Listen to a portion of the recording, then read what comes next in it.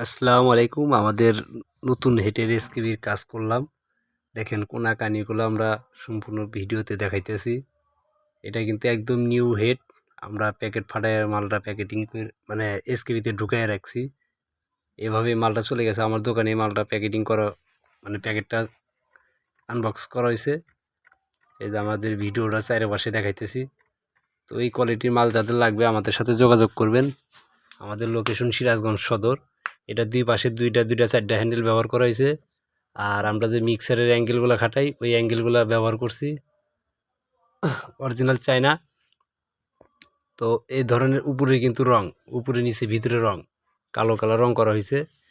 তো সরস্বতী পূজার জন্য মালটা আমাদের অর্ডার ছিল, কিন্তু পারাবারি করে কাজটা করছি।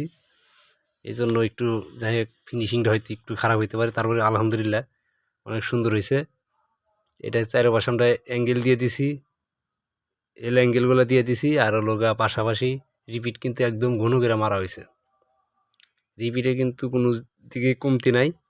আর মালটা আমরা ভাঁজ দিয়ে দিছি, এতে মালটা আমরা এখন ব্যানে উঠাবো।